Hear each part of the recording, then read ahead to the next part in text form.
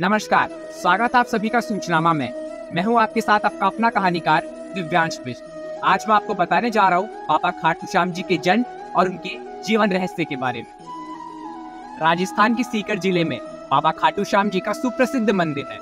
आज हम आपको बताएंगे बाबा खाटू श्याम जी के जन्म और उनके जीवन चरित्र के बारे में। खाटू श्याम जी का असली नाम बर्बरिक था।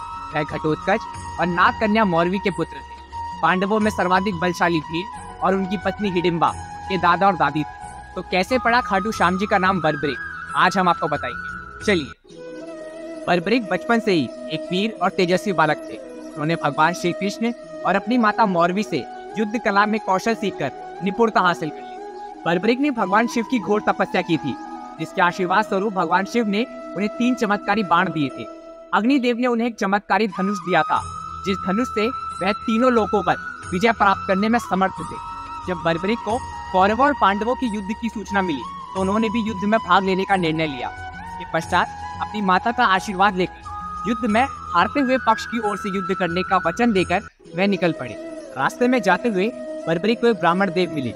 यह ब्राह्मण और कोई नहीं बल्कि स्वयं भगवान श्री कृष्ण थे, जो बर्बरिक की परीक्षा लेने आए थे। उन्होंने बर्बरिक से कहा कि ये 3 बाण लेकर तुम युद्ध करने कहाँ जा रहे हो? भले 3 बाणों से भी कोई युद्ध लड़ा जा सकता है। तब बर्बरिक ने कहा कि 3 नहीं, उनका एक ही बाण सामने वाली सेना का विनाश करने के लिए संपूर्ण है। अतः अगर तीनों बाणों का उन्होंने प्रयोग कर दिया तो संपूर्ण सृष्टि का विनाश हो सकता है। इसके पश्चात ब्राह्मण देव ने बर्बरिक की परीक्षा लेने के लिए एक पीपल की पेड़ की ओर इशारा करते हुए उन्हें एक ही तीर से उस पेड़ के सारे पत्ते भेद कर दिखाने को कहा। तब बर्बरिक ने भगवान का नाम लिया और अपने तीर को आदेश दिया। पेड़ के सारे पत्ते भेदने के पश्चात तीर उन ब्राह्मण देव के पैर के इर्द गिर्द घूमने लगा। तो बर्बरिक ने कहा कि प्रभु कृपया कर आप अपना पैर हटा लीजिए। मैंने अपने तीर को केवल और केवल पत्तों को भेदने का आदेश दिया है, आपके पैर को नहीं। दरअसल श्री कृष्ण ने एक पत्ते को अपने पैर के नीचे छुपा लिया था। तब श्री कृष्ण बर्बरिक के पराक्रम से अत्यधिक प्रसन्न हुए और उन्होंने उनसे पूछा कि वो किस पक्ष की ओर से युद्ध करेंगे। तब बर्बरिक ने उन्हें बताया कि उन्होंने कोई भी पक्ष निर्धारित नहीं किया है। अपनी माता को वचन देकर आए हैं कि जो भी पक्ष हारेगा वो उस पक्ष की ओर से युद्ध करेंगे।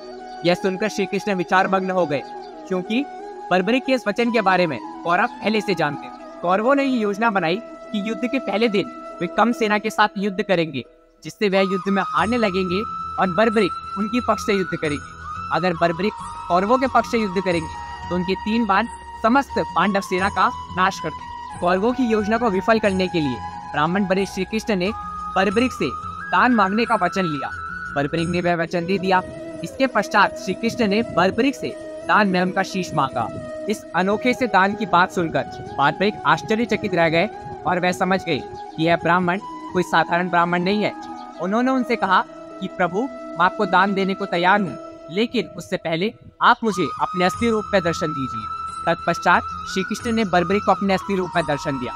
बर्बरिक ने कहा कि प्रभु, मैं अपने वचन के कारण अपना शीश दान देने को तैयार हूँ, लेकिन मैं पूरा युद्ध अपनी आंखों से देखना चाहता हूँ। तब श्री कृष्ण ने उनकी इच्छा पूरी की। बर्बरिक ने अपना शीश काटा श्री कृष्ण को दान दिया। तब श्री कृष्ण ने 14 देवियों के द्वारा अमृत से सींचकर उनके सिर को एक युद्ध भूमि के पास एक पहाड़ी पर स्थित कर दिया। बर्बरिक ने उस पहाड़ी से अपनी आंखों से पूरा युद्ध देखा। इसके पश्चात श्री कृष्ण ने बर्बरिक के शरीर का विधि पूर्वक अंतिम संस्कार कर दिया। महाभारत का महान युद्ध खत्म हुआ। तब पांडवों के बीच में एक बहस छिड़ी कि इस युद्ध की विजय का सबसे ज्यादा श्रेय किसे जाता है। तब श्री कृष्ण ने कहा कि बर्बरिक इस युद्ध के साक्षी है। आइए उन्हीं से पूछते हैं कि इस युद्ध का सबसे ज्यादा श्रेय किसे जाता है। तब बर्बरिक ने कहा कि इस युद्ध का सारा श्रेय भगवान श्री कृष्ण को जाता है, क्योंकि उनकी ही युद्ध नीति के कारण पांडव यह युद्ध जीत पाए। तो ये थी बर्बरिक के बाबा खाटू श्याम जी बनने की कहानी। ऐसी ही दिलचस्प कहानी और किस्सों को जानने के लिए जुड़े रहिए हमारे साथ। सूचनामा, संकल्प, संवाद, समृद्धि। धन्यवाद।